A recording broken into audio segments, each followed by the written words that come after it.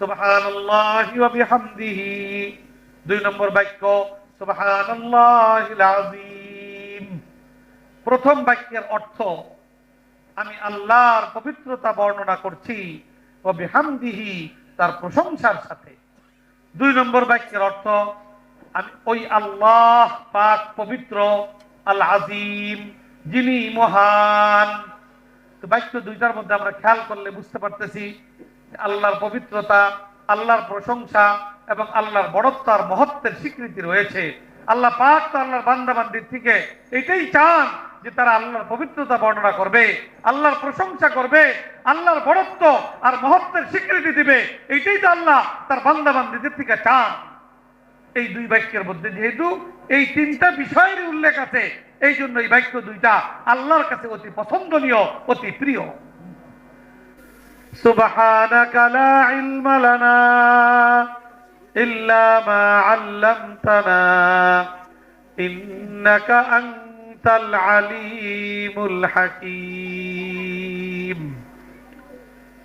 আলহামদুলিল্লাহ, মুগদা দারুল উলুম মাদ্রাসার উদ্যোগে আয়োজিত এই মুবারক ওয়াজ মাহফিলের এ পর্যায়ে অত্যন্ত গুরুত্বপূর্ণ একটি আয়োজন হতে যাচ্ছে। সেটা হইল যে আমাদের এই দারুল উলুম মুগদায় হাদিসের দর্স হয়। দাওরায়ে হাদিস পর্যন্ত মাদ্রাসা এখানে বিগত কয়েক বছর থেকে চলমান রয়েছে।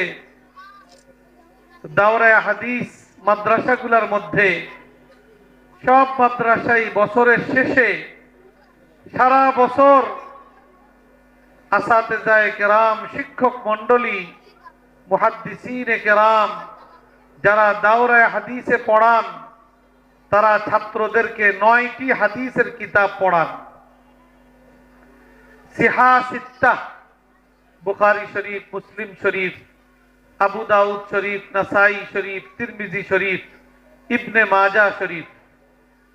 এর বাইরে তহাবি শরীফ, মুয়াত্তা ইমাম মালিক এবং মুয়াত্তা ইমাম মুহাম্মদ।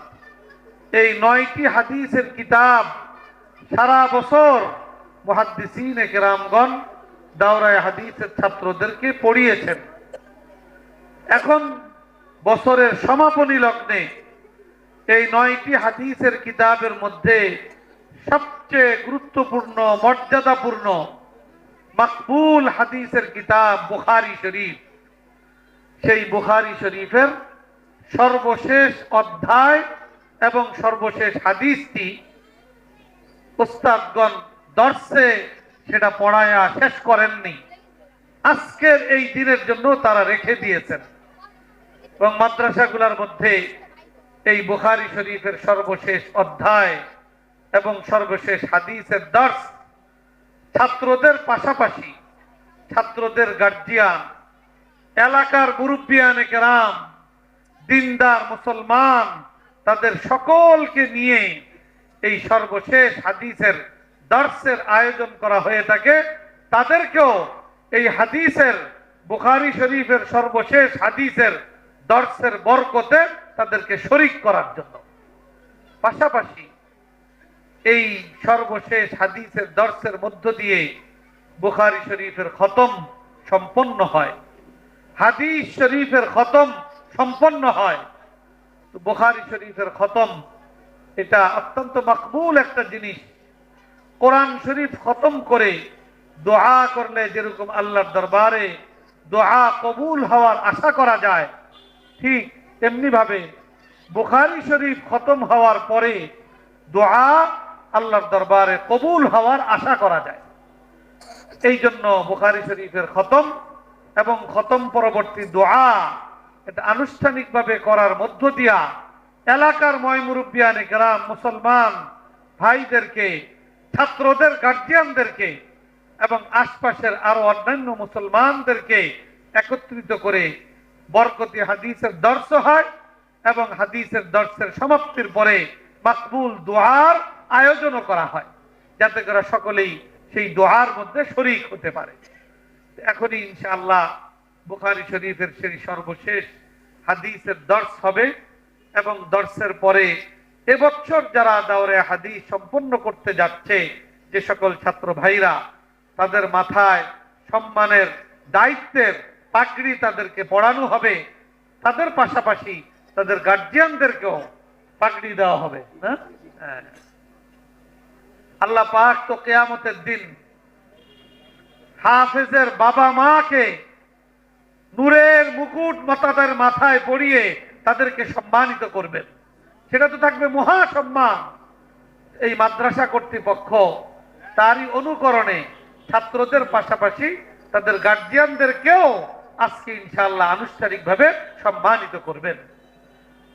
এরপরে ইনশাআল্লাহ দোয়া হবে, এরপরে আমাদের ইনশাআল্লাহ আরো এক দুইজন বিশিষ্ট ওয়াইজ আলোচক তারা ইনশাআল্লাহ অত্যন্ত গুরুত্বপূর্ণ শ্রুতিমধুর দ্বীনি গুরুত্বপূর্ণ আলোচনা করবেন এবং এরপরে মাহফিলের সমাপনী লগ্নে একটা মাহফিল সমাপ্তির দোয়া হইয়া আজকের এই মাহফিল ইনশাআল্লাহ সমাপ্ত হবে। তা আমি আশা করব আমরা যারা এখন শরীক অংশগ্রহণ করেছি, উপস্থিত হয়েছি, মাহফিলের শেষ পর্যন্ত ইনশাআল্লাহ আমরা সবাই শরীক থাকবো, উপস্থিত থাকবো। কি বলেন ইনশাআল্লাহ? আমরা সকালে এর জন্য সম্মত আছি তো ইনশাআল্লাহ? আল্লাহ পাক সকলকে শেষ পর্যন্ত এই বরকতি অনুষ্ঠানে, এই রহমতের অনুষ্ঠানে শেষ পর্যন্ত শরীক থাকবার আল্লাহ তাআলা সকলকে তৌফিক দান করুন।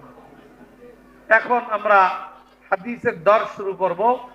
হাদিসের দর্সের নিয়ম হলো, প্রথমে একজন ছাত্র ভাই হাদিসের আরবিটা পড়বে ইনশাআল্লাহ, এরপরে সেই হাদিসের অনুবাদ এবং তার সংশ্লিষ্ট কিছু ব্যাখ্যা বিশ্লেষণ এটার মধ্য দিয়ে এই দর্সের ইনশাআল্লাহ সমাপ্তি হবে। তো হাদিসের দর্স যেখানে হয় সেই জায়গার সাথে রওজায়ে পাকের একটা সরাসরি সম্পর্ক স্থাপিত হয়। এখন আমরা হাদিসের দর্স শুরু করব। আল্লাহ রাসূলের রওজায়ে পাকের সাথে একটা কানেকশন হচ্ছে। আমরা একবার দুরূদ শরীফ পড়ব না ইনশাআল্লাহ? আমরা আমাদের এই বরকতে হাদিসের দর্স দুরূদ শরীফ পড়ার মাধ্যমে আমরা শুরু করব। আমরা সবাই অত্যন্ত আজমতের সাথে, মুহাব্বতের সাথে একবার রাসূল করিম সাল্লাল্লাহু আলাইহি ওয়াসাল্লামের প্রতি দুরূদ ইব্রাহিম আমরা পাঠ করি। আল্লাহুম্মা সাল্লি আলা মুহাম্মাদিন ওয়া আলা আলি মুহাম্মাদ কামা সাল্লাইতা আলা ইব্রাহিম ওয়া আলা আলি ইব্রাহিম ইন্নাকা হামিদুম মাজিদ। আল্লাহুম্মা বারিক আলা মুহাম্মাদিন ওয়া আলা আলি মুহাম্মাদ কামা বারাকতা আলা ইব্রাহিম وعلى آل إبراهيم إنك حميد مجيد. এখন পড়ো।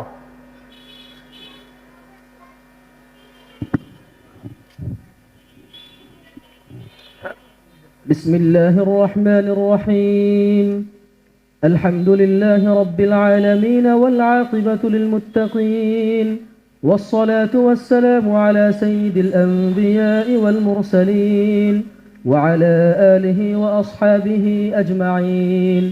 أما بعد، فإن أصدق الحديث كتاب الله، وأحسن الهدي هدي محمد صلى الله عليه وسلم، وخير الأمور عوازمها، وشر الأمور محدثاتها، وكل محدثة بدعة، وكل بدعة ضلالة، وكل ضلالة في النار.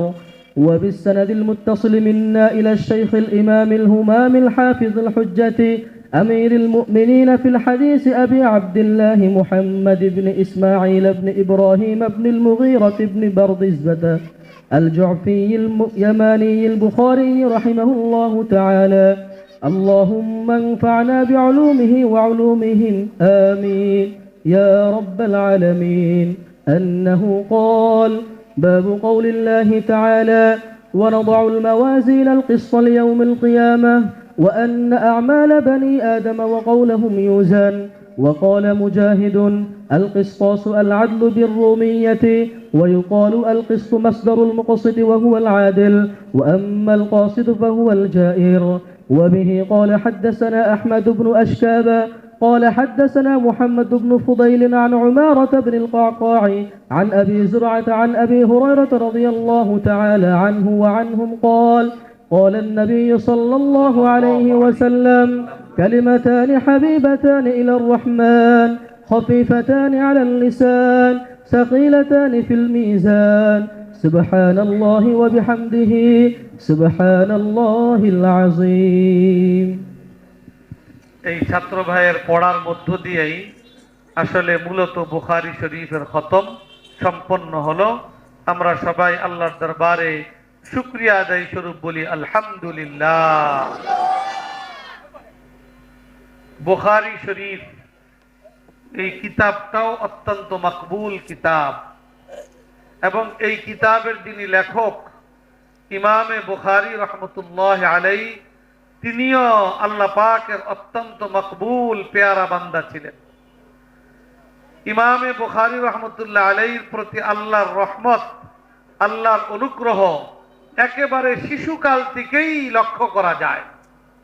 একটা ঘটনা কিতাবের মধ্যে আসছে যে ইমামে বুখারী রহমতুল্লাহ আলাইহি ছোট বয়সে ওনার দৃষ্টি শক্তি নষ্ট হয়ে গেছিল, হারায় ফেলছিলেন।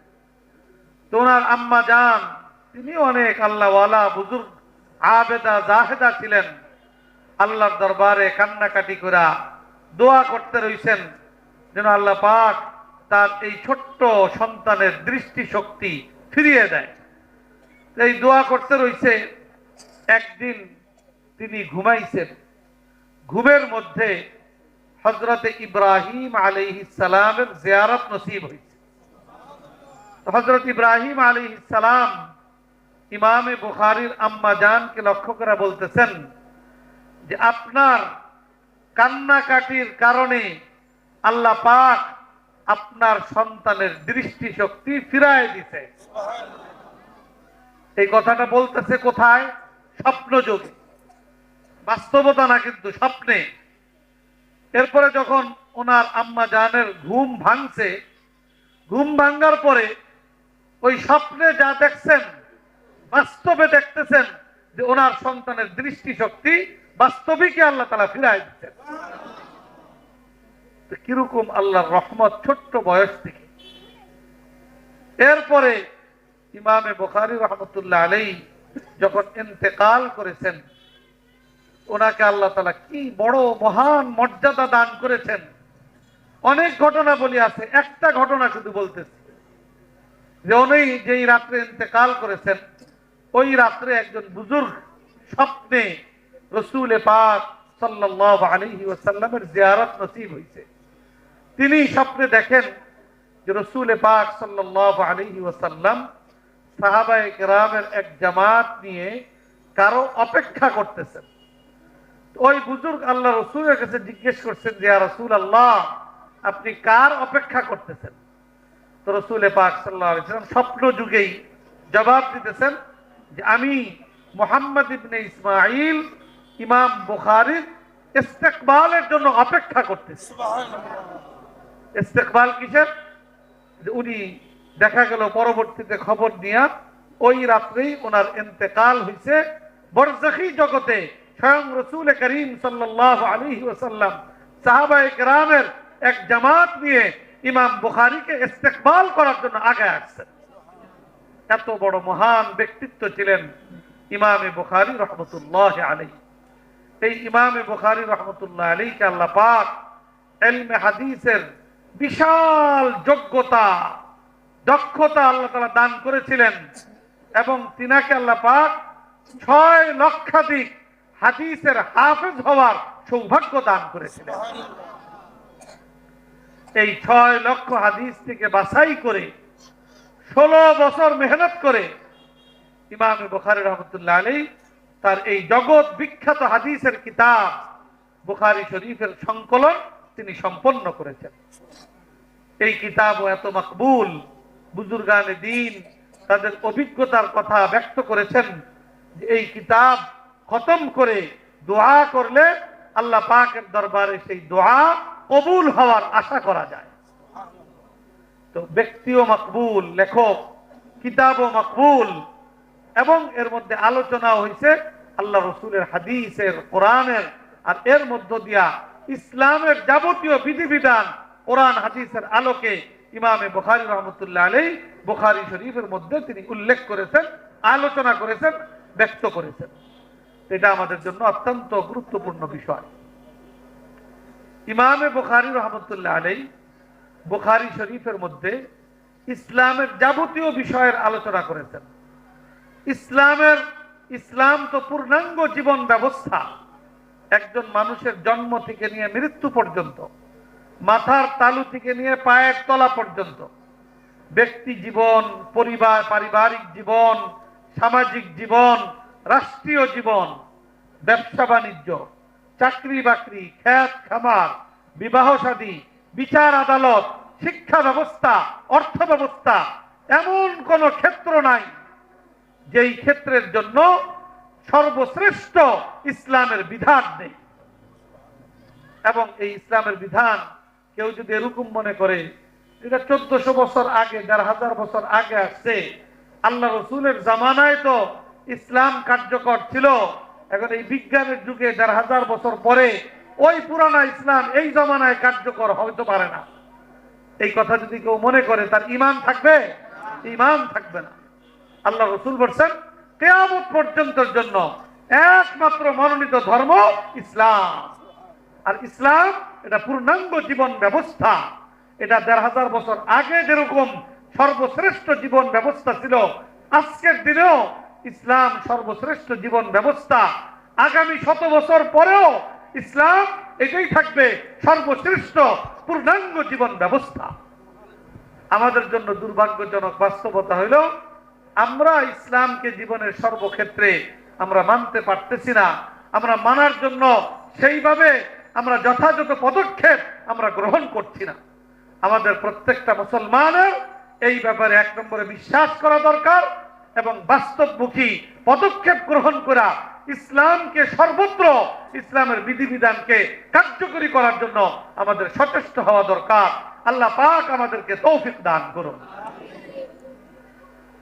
এই সব বিষয়েরই আলোচনা ইমাম বুখারী রাহমাতুল্লাহ আলাইহি এই বুখারী শরীফের মধ্যে ব্যবসা বাণিজ্য কিভাবে করতে হবে, কিভাবে করলে হালাল হবে, কিভাবে করলে হারাম হবে, বিবাহ সাথী একজন মুমিন মুসলমান কিভাবে করতে হবে, এরকম ভাবে চাকরি ক্ষেত্রে কি করবে, সমাজ জীবনে মানুষ কার সাথে কি আচরণ করবে, এরকম ভাবে প্রত্যেকটা বিষয়ে, পারিবারিক জীবনে বাবা মার কি হক, সন্তানের কি হক, ভাই বোনের কি হক, প্রতিবেশীর কি হক, মুসলিম প্রতিবেশী, অমুসলিম প্রতিবেশী, এই সব বিষয়ে বিধিবিধান এই বুখারী শরীফের মধ্যে রয়েছে।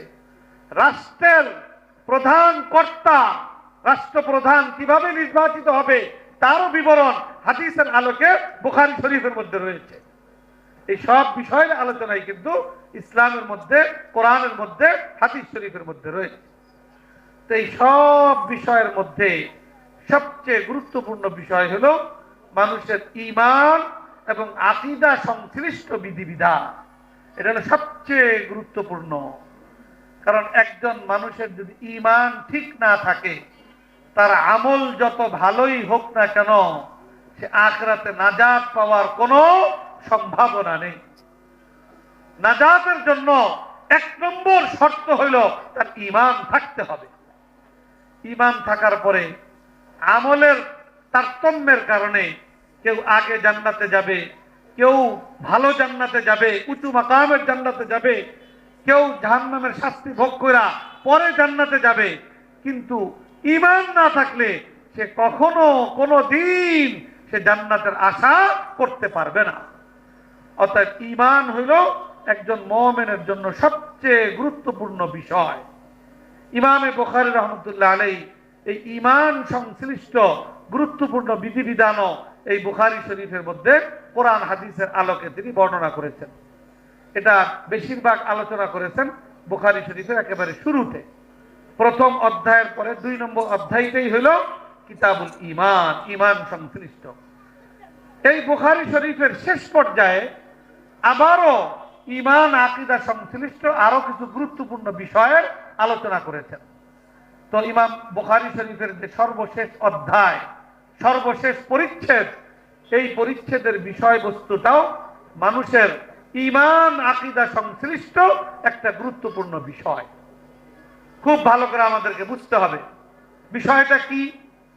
বিষয়টা হলো যে আল্লাহ পাক প্রত্যেকটা মানুষকে দুনিয়াতে যতটুকু হায়াত আল্লাহ তাআলা দান করেছেন, কম বেশি 40, 50, 60, 70, 80, 90, 100 বছর, এই হায়াতে, এই জীবনে মানুষ যা কিছু করে, যা কিছু বলে, এইগুলা আল্লাহ পাক কুদরতিভাবে সংরক্ষণের ব্যবস্থাপনা করেন। করা বলা ভালো হতে পারে, মন্দও হতে পারে।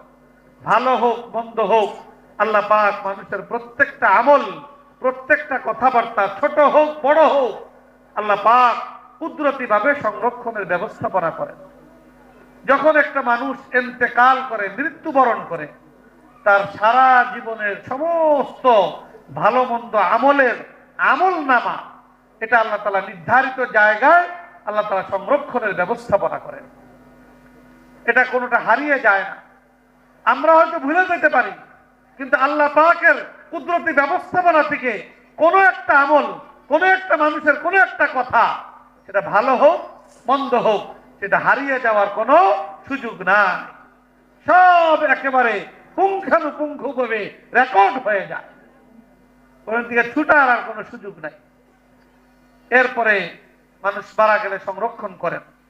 এরপরে যখন কিয়ামত সংঘটিত হবে, কিয়ামতের হলো দুইটা পর্ব।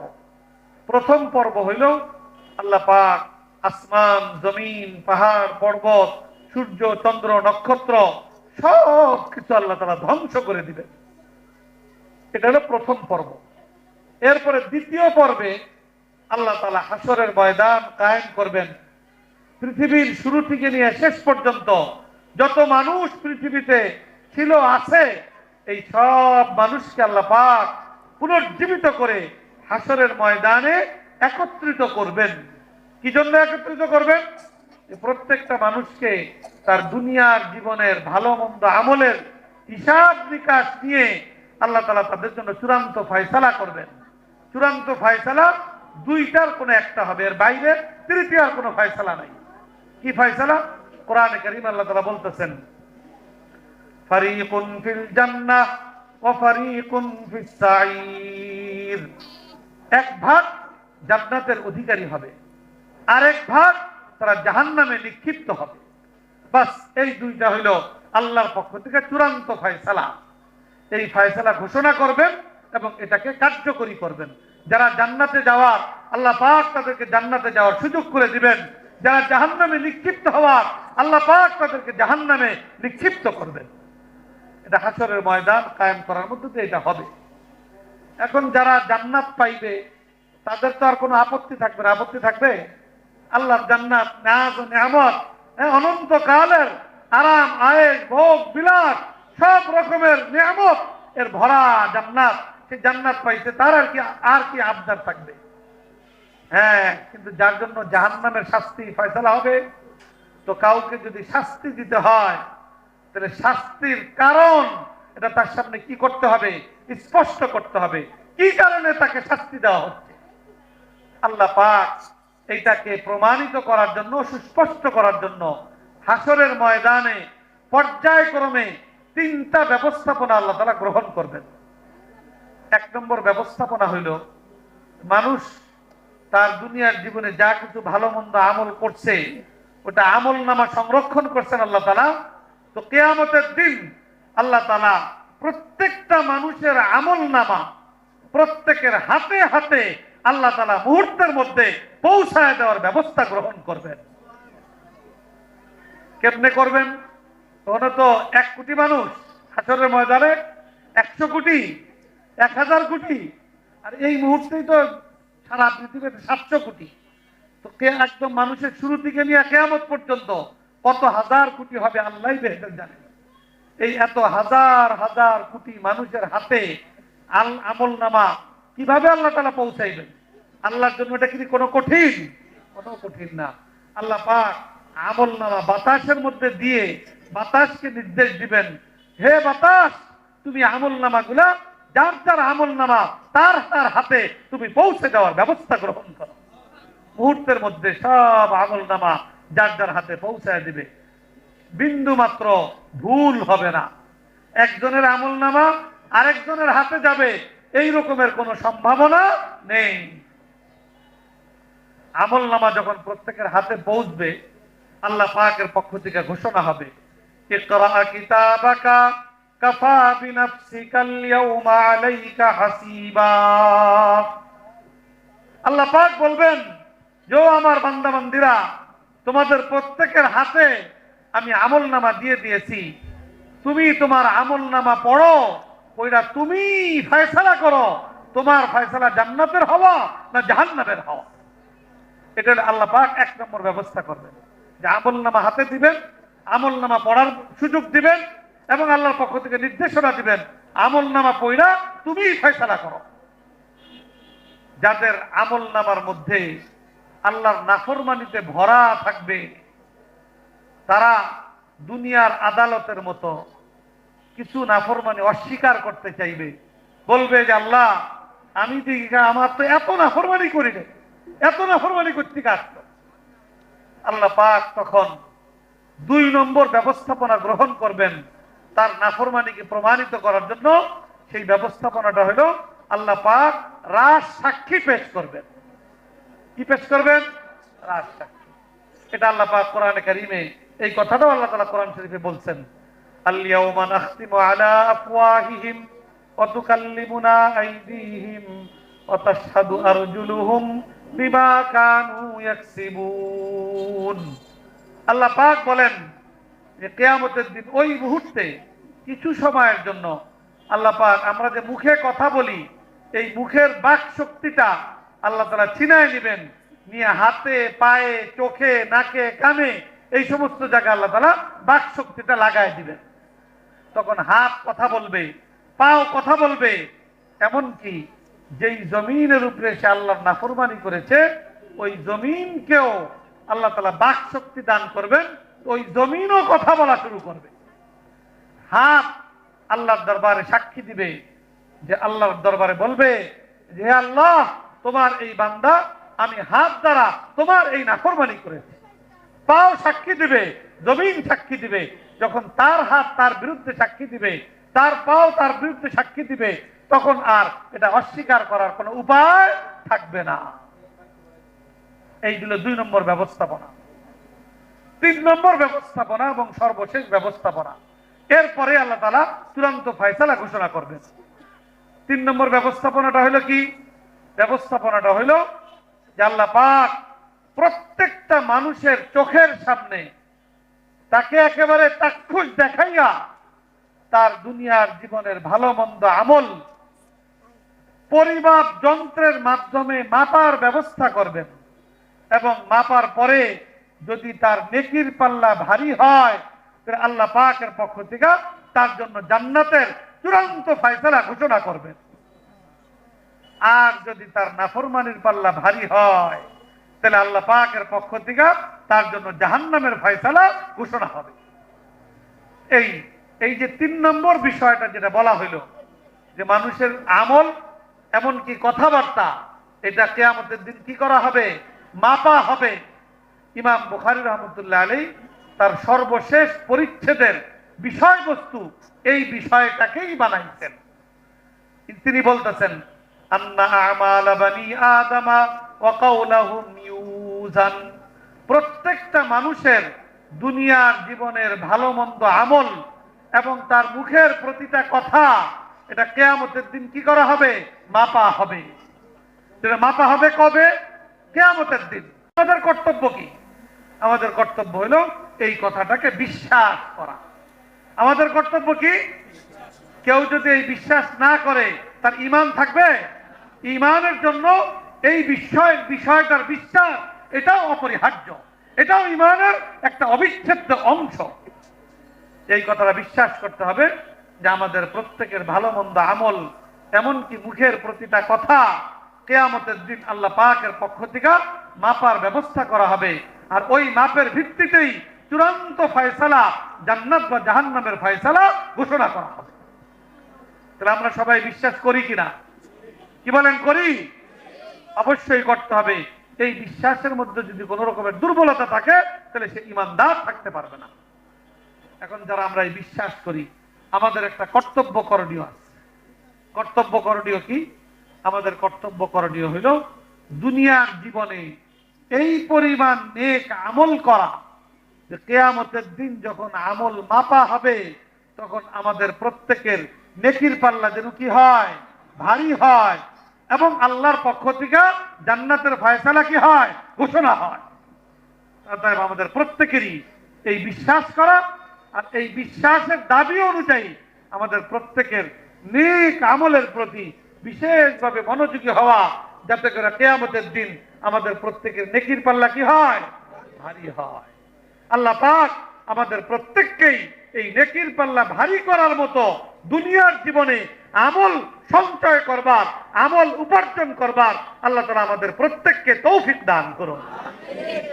অনেক মা বোনেরা আশপাশের বিভিন্ন ঘরে বসে এই বুখারী শরীফের সর্বশেষ হাদিসের সর্বশেষ অধ্যায়ের দর্শ শুনতেছেন।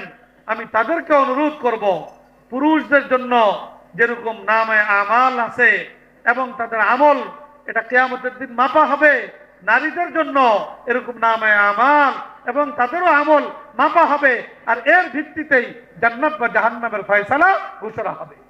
অতএব আমরা নারী পুরুষ নির্বিশেষে সবাই এই বিশ্বাস করব, এবং এই বিশ্বাসের দাবি পূরণে আমরা প্রত্যেকেই বেশি বেশি নেক আমল করার প্রতি মনোযোগী হব। আল্লাহ পাক সকলকে তৌফিক দান করুন। এখন কথা হইল, ইমাম বুখারী রাহমাতুল্লাহ আলাইহি তো দাবি করলেন যে প্রত্যেকটা মানুষের আমল কথাবার্তা ভালো হোক মন্দ হোক কিয়ামতের দিন মাপা হবে। এটার প্রমাণ লাগবে না? এটা তো ওনার কথা। প্রমাণ কি? উনি দুইটা প্রমাণ পেশ করছেন। কয়টা প্রমাণ? দুইটা। এক নম্বর প্রমাণ হলো কোরআন শরীফের একটি আয়াত, আর দুই নম্বর প্রমাণ হলো রাসূল পাক সাল্লাল্লাহু আলাইহি ওয়াসাল্লামের একটি হাদিস। একটা ঈমানী বিষয় প্রমাণিত করার জন্য কোরআন এবং হাদিস এই দুই প্রমাণ আসার পরে আর কোন প্রমাণের প্রয়োজনীয়তা বাকি থাকে না। অনেক মানুষ যুক্তি তালাশ করে। এই ঈমানী বিষয়, ইসলামের কোন বিষয়ে যুক্তির পিছনে পড়লে মুক্তি নাই। যুক্তির পিছনে পড়লে কি নাই? মুক্তি নাই। কোরআন দ্বারা প্রমাণিত, হাদিসের দ্বারা প্রমাণিত, বাস এটাই চূড়ান্ত। একজন মুমিনের জন্য এইটাই চূড়ান্ত কথা যে কোরআন বলছে, আল্লাহ রাসূলের হাদিস বলছে। ইমাম বুখারী রাহমাতুল্লাহ আলাইহি এই বিষয়টাকে প্রমাণিত করার জন্য কোরআন শরীফের একটি আয়াত এবং আল্লাহ রাসূলের একটি হাদিস তিনি উপস্থাপন করেছেন। কি আয়াত? আয়াতটা হলো, প্রথমে আয়াত উল্লেখ করেছেন ওয়ানাযাউল মাওয়াজিনাল কিসতা লিয়াউমিল কিয়ামাহ। আল্লাহ পাক বলেন যে আমি আল্লাহ কিয়ামত দিবসে, কিয়ামতের দিন প্রত্যেকটা মানুষের দুনিয়ার জীবনের ভালো মন্দ আমল মাপার জন্য ইনসাফপূর্ণ পরিমাপ যন্ত্র আমি প্রতিষ্ঠিত করব। আয়াতের কথার মধ্যে কোনো অস্পষ্টতা আছে? স্পষ্ট কথা।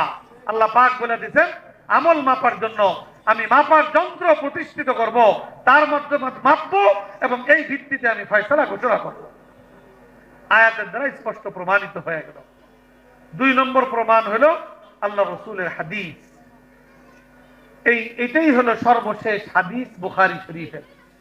এই হাদিসটা সাহাবায়ে কেরামের মধ্যে আল্লাহ রাসূল থেকে সর্বাধিক হাদিস বর্ণনাকারী সাহাবী হযরত আবু হুরায়রা রাদিয়াল্লাহু তাআলা আনহু, তিনি এই হাদিসটাকে বর্ণনা করেছেন। আল্লাহ রাসূল বলেন কালিমাতানি, অত্যন্ত গুরুত্বপূর্ণ দুইটা বাক্য আছে যার গুণ হলো তিনটা। বাক্য হইল কয়টা? দুইটা। আর গুণ হইল কয়টা? তিনটা। খুব ভালো করে বুঝবেন। আল্লাহ রাসূল বলতেছেন কালিমাতানি, দুইটা গুরুত্বপূর্ণ বাক্য। গুরুত্ব বোঝা যাবে তার গুণাগুণ দ্বারা। তার তিনটা গুণ আছে। প্রথম নাম্বার গুণ কি? এক নাম্বার গুণ হাবিবাতানি ইলার রহমান। যে বাক্য দুইটা অসীম দয়ার মালিক আল্লাহর কাছে অতি পছন্দনীয়, অতি প্রিয়। কি বলেন? যে এই বাক্য দুইটা আল্লাহর কাছে প্রিয়, এই দুই বাক্যটা কি সাধারণ বাক্য? অত্যন্ত গুরুত্বপূর্ণ বাক্য। এখন যখন এই গুণটা বলা হইল আল্লাহর কাছে খুব প্রিয়, একজন সাধারণ মানুষের কাছে মনে আসতে পারে যে এই বাক্য দুইটা হয়তো অনেক বড় বাক্য হবে, অনেক কঠিন হবে। এটা আমাদের সাধারণদের পক্ষে শিখা, আমল করা, এটা আমাদের পক্ষে কি হবে না, সম্ভবপর হবে না। এটা আলেম ওলামাদের কাজ, হাফেজদের কাজ। এটা কারো মনে আসতে পারে। আল্লাহ রাসূল এই মনের এই শঙ্কা দূর করার জন্য 2 নম্বর গুণ বয়ান করতেছেন, খাফিফাতানি আলাল লিসান। যে বাক্য দুইটা আল্লাহর কাছে অতি প্রিয়, কিন্তু কেউ যদি শিখতে চায়, পড়তে চায়, আমল করতে চায়, তাহলে তার জন্য মুখে উচ্চারণ করা অতি সহজ। যে কোনো বয়স্ক মানুষ, মহিলা মানুষ, কম বয়সী মানুষ, যুবক বয়সের মানুষ, হাফেজ আলেমের বাইরের মানুষ, যে কেউ চাইবে এই বাক্য দুটো শিখতেও পারবে। প্রতিদিন যদি 100 বার আমল করতে চায়, বেশি সময় বরাদ্দ করতে হবে না, 5 মিনিট বরাদ্দ করলেই, প্রতিদিন 5 মিনিট করে যদি বরাদ্দ করে তাহলে 100 বার এই বাক্য দুইটার আমল সে করতে পারবে। তাহলে 2 নম্বর গুণ হলো কি, খাফিফাতানি আলাল লিসান। বাক্য দুইটা মুখে উচ্চারণ করা অতি সহজ। কেমনে সহজ? সহজ হলো এইভাবে যে বাক্য দুইটা খুবই ছোট, দুইটা বাক্য লিখতে 1 লাইনও লাগে না। তো ছোট বাক্য হলে ইয়াদ করা সহজ না, আমল করা সহজ না, এই জন্য সহজ বলছেন। 2 নম্বর হলো এই বাক্য দুইটা এমন শব্দগুলার দ্বারা গঠিত, যেই শব্দ মুসলমান মাত্রই তাদের জানা শব্দ, কোনো অপরিচিত শব্দ না, কঠিন কোনো শব্দ না। শব্দগুলা কি? সুবহানাল্লাহ, আলহামদুলিল্লাহ। এই শব্দ মুসলমান কিন্তু জানে না এরকম আছে? সবাই জানে। তো বাক্য দুইটা এই সুবহানাল্লাহ, আলহামদুলিল্লাহ এই সমস্ত শব্দ দিয়েই গঠিত। অর্থাৎ যে কেউ খুব সহজেই এই দুইটা বাক্য শিখতে পারবে, আমল করতে পারবে। 2 নম্বর গুণ গেল। 3 নম্বর গুণ, সাকিলাতানি ফিল মিজান। 3 নম্বর গুণটা হলো সবচেয়ে গুরুত্বপূর্ণ। কি অর্থ? 3 নম্বর গুণ হইল যে এই বাক্য দুইটা দুনিয়ার জীবনে যে বেশি বেশি আমল করবে, কিয়ামতের দিন যখন তার আমল মাপা হবে, এই বাক্য দুইটা তার নেকির পাল্লাকে ভারী করে দিবে। এই 2 বাক্য ওই আমলকারীর নেকির পাল্লাকে কি করে দিবে? ভারী করে দিবে। তো কারো যদি নেকির পাল্লা ভারী হয়, তো তার আর কোনো চিন্তা থাকবে? তার জন্য কি ফয়সালা ঘোষণা হবে? জান্নাতের ফয়সালা ঘোষণা হবে। এই জন্য 3 নম্বর গুণ হলো এই 2 বাক্য মানুষের নেকির পাল্লাকে অত্যন্ত ভারী করে দিবে। তাহলে বাক্য ছিল কয়টা? 2টা। গুণ হলো কয়টা? 3টা। 1 নম্বর গুণ, আল্লাহর কাছে বাক্য দুইটা অতি প্রিয়। 2 নম্বর গুণ, মুখে উচ্চারণ করা অতি সহজ। 3 নম্বর গুণ, নেকির পাল্লাকে ভারী করে দিবে। এই 3 গুণ বিশিষ্ট এই 2 বাক্য। 2 বাক্য দুইটা শুনতে হইব না?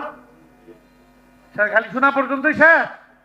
শিখতেও হবে, আমলও করতে হবে। কতদিন আমল করব? মৃত্যু পর্যন্ত আমল করতে হবে, যাতে করে কিয়ামতের দিন আমার নেকির পাল্লা ভারী ব্যবস্থাপনা হয়ে যায়। আল্লাহ পাক আমাদেরকে তৌফিক দান করুন। বাক্য দুইটা বলতেছি। 1 নম্বর বাক্য সুবহানাল্লাহি ওয়া বিহামদিহি। 2 নম্বর বাক্য সুবহানাল্লাহিল আযীম। প্রথম বাক্যের অর্থ, আমি আল্লাহর পবিত্রতা বর্ণনা করছি, ওয়া বিহামদিহি, তার প্রশংসার সাথে। 2 নম্বর বাক্যের অর্থ, আমি ওই আল্লাহ পাক পবিত্র, আল আজিম, যিনি মহান। তো বাক্য দুইটার মধ্যে আমরা খেয়াল করলে বুঝতে পারতেছি আল্লাহর পবিত্রতা, আল্লাহর প্রশংসা এবং আল্লাহর বড়ত্ব আর মহত্বের স্বীকৃতি রয়েছে। আল্লাহ পাক তো আল্লাহর বান্দাবান্দির থেকে এটাই চান যে তারা আল্লাহর পবিত্রতা বর্ণনা করবে, আল্লাহর প্রশংসা করবে, আল্লাহর বড়ত্ব আর মহত্বের স্বীকৃতি দিবে। এটাই তো আল্লাহ তার বান্দাবান্দিদের থেকে চান। এই 2 বাক্যের মধ্যে যেহেতু এই 3টা বিষয়ের উল্লেখ আছে, এই জন্য এই বাক্য দুইটা আল্লাহর কাছে অতি পছন্দনীয়, অতি প্রিয়। এইখানে এই যে পরিচ্ছেদের যে বিষয়বস্তু ছিল, খেয়াল করতে হবে যে প্রত্যেকটা মানুষের ভালো মন্দ আমল, এমনকি মুখের কথা, এটা কিয়ামতের দিন কি করা হবে? মাপা হবে। এই হাদিসের দ্বারা সেটাও তো প্রমাণ করতে হবে। হাদিসের মধ্যে সাকিলাতানি ফিল মিজান, এই যে অংশটা, যে বাক্য দুইটা মাপার যন্ত্রে ভারী হবে, এই অংশ দ্বারা এই পরিচ্ছেদের বিষয়বস্তু এটাও কি হচ্ছে? প্রমাণিত হচ্ছে। এইভাবে ইমাম বুখারী রাহমাতুল্লাহ আলাইহি এই পরিচ্ছেদের যে গুরুত্বপূর্ণ বিষয়বস্তু, ঈমান আকীদা সংশ্লিষ্ট একটা বিষয়, যে প্রত্যেকটা মানুষের কিয়ামতের দিন চূড়ান্ত ফয়সালা ঘোষণার আগে সর্বশেষ তার নেকি বদি সমস্ত আমল তার চোখের সামনে মাপা হবে। নেকির পাল্লা ভারী হইলে আল্লাহর পক্ষ থেকে তার জন্য জান্নাতের ফয়সালা ঘোষণা হবে, আর নাফরমানির পাল্লা ভারী হলে তার জন্য জাহান্নামের ফয়সালা ঘোষণা হবে। এই বিষয়টা এই কোরআন এবং হাদিসের দ্বারা ইমাম বুখারী রাহমাতুল্লাহ আলাইহি প্রমাণিত করলেন। সাথে সাথে সর্বশেষ হাদিসের মাধ্যমে আমাদের নেকির পাল্লাকে ভারী করার মতো অত্যন্ত সহজ, অত্যন্ত কার্যকর একটা মজবুত আমল আমাদেরকে শিক্ষা দিলেন। একটা তাসবিহের সবক আমাদেরকে দান করলেন, একটা ওয়াজিফার সবক আমাদেরকে দান করলেন। এই সবকটা যদি আমরা প্রত্যেকটা নারী পুরুষ নির্বিশেষে আমাদের জীবনে মজবুতভাবে ধারণ করতে পারি, ইনশাআল্লাহ এই সবক আদায়ের মাধ্যমে আমাদের নেকির পাল্লা ভারী করা আমাদের জন্য সহজ হয়ে যাবে। আমরা করবো তো ইনশাআল্লাহ। দেখেন, আমার আব্বাজান শাইখুল হাদিস আল্লামা আজিজুল হক রহমতুল্লাহ আলাইহি তিনি বলতেন যে কোন একটা মানুষ, পুরুষ হোক নারী হোক, যদি 1-1.5 মাস অত্যন্ত গুরুত্বের সাথে সুযোগ পাইলেই এই তাসবিহের আমলের একটা অভ্যাস সে করার জন্য চেষ্টা করে, 1-1.5 মাস চেষ্টা করার পরে দেখা যাবে তার বেখেয়ালিতেও তার জবান থেকে এই তাসবিহ জারি হচ্ছে। এবং হযরত শাইখুল হাদিস রাহমাতুল্লাহ আলাইহি নিজে এটার উপরে আমল করতেন। যারা তার সান্নিধ্য পাওয়ার সুযোগ লাভ করেছে তারা সকলেই জানেন যে তিনি উঠতে বসতে চলতে ফিরতে ঘরে বাইরে গাড়িতে যখন যেখানে সুযোগ আসতো সবসময় ওনার মুখে এই তাসবিহ চলতো, সুবহানাল্লাহি ওয়া বিহামদিহি সুবহানাল্লাহিল আযীম। আমরাও ইনশাআল্লাহ আমল করার চেষ্টা করব। বিশেষ করে আমরা অনেক সময় এমন কাজ করি যেই কাজটা হাতে পায়ে করি, মুখ আমাদের ফ্রি থাকে। আমরা বাসার থেকে মসজিদে যাচ্ছি, মসজিদ থেকে বাসায় আসতেছি, তো মসজিদ থেকে বাসায় আসা, বাসার থেকে মসজিদে যাওয়া, এটার জন্য কি মুখ ব্যবহার হয় না পাও ব্যবহার হয়?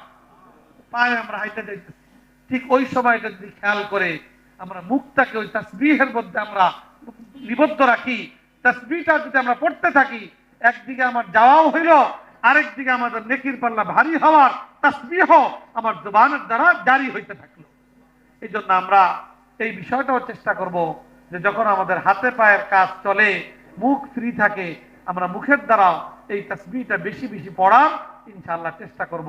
বিশেষ করে আমাদের মা বোনদেরকে লক্ষ্য করে বলবো যে মা বোনদের অধিকাংশ সময় কাটে ঘরের মধ্যে, ঘরের কাজ কাম কইরা, ঘরের অধিকাংশ কাজ কাম হলো হাতে পায়ের কাজ, তাদের মুখ ফ্রি থাকে। মা বোনেরা যদি ঘরের মধ্যে এই তাসবিহটা বেশি বেশি পড়ার একটা অভ্যাস গড়ে তুলতে পারেন, একদিকে আপনার নেকির পাল্লা ভারী হওয়ার সুন্দর ব্যবস্থাপনা হবে, গীবত শিকায়াত থেকে জবানকে রক্ষা করা সহজ হবে, আরেকদিকে তাসবিহের ব্যাপক আমলের কারণে ওই পরিবারের উপরে আল্লাহর রহমত এবং বরকত ব্যাপকভাবে বর্ষিত হবে, এবং ওই পরিবারের ছেলে মেয়ে ছোট থেকেই তাসবিহের বরকতে নেককার এবং দিনদার হিসাবে গড়ে উঠবে ইনশাআল্লাহ। অতএব আমরা গার্জিয়ানরা, ঘরের গার্জিয়ানও তো পুরুষ, আমরা পুরুষরা নিজেরাও আমল করব, মা বোনদেরকে আমলের জন্য উদ্বুদ্ধ করব, ছোটদেরকেও এই আমল শিখাইব। তাদের জন্য শিখা কোনো কঠিন না। সবার মধ্যে এই ইমাম বুখারী রাহমাতুল্লাহ আলাইহি সর্বশেষ হাদিসের মাধ্যমে যেই তাসবিহের সবকটা আমাদের সামনে উপস্থাপন করেছেন, এই সবকটা আমরা আমাদের সকলের মধ্যে এবং সব সময়ের জন্য আমরা এটাকে আমলে পরিণত করার জন্য সচেষ্ট হব।